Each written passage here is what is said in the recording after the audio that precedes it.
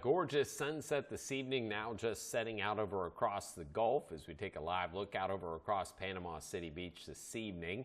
Look at that in Destin. There's the sun setting out over across the Gulf there, looking towards the Marlar Bridge and over into the East Pass there, looking absolutely gorgeous this evening. Grand Lagoon, sea screamers tucked into their slips there, but a nice little breeze, but pretty quiet conditions. We would love to see your sunset photos. You can share them with us right there in the Panhandle weather app, absolutely free, and we appreciate it. Live Doppler radars, all quiet across our neck of the woods. Temperatures into the 70s and 80s. Tallahassee setting a record today. They were up into the 80s. It was toasty for sure, especially as you got away from the coastline. A little bit drier air mass, able to heat up a little bit better. But look how sticky it is. Dew point temperatures are way up into the 60s across our region.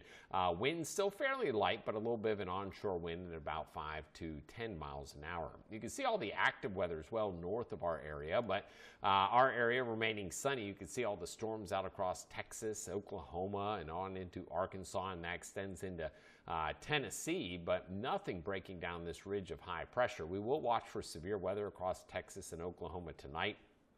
You have no worries up in Chipley for the Christmas tree lighting there in downtown Chipley.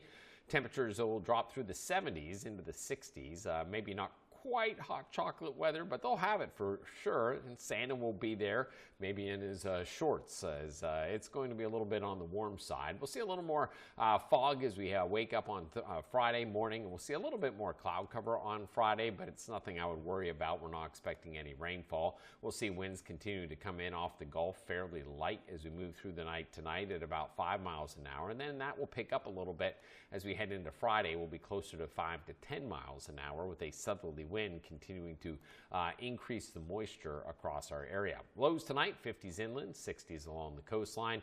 Watch out, there will be patchy fog as we move through the overnight hours into your Friday morning, and some of that fog could be on the dense side. We've seen it over the past few days, and we do expect to see it once again on Friday morning and possibly Saturday morning as well.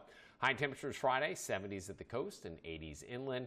Low temperatures Saturday, 60s and 70s, 60s to near 70. That's how sticky it's going to be. And then high Saturday into the 70s and 80s.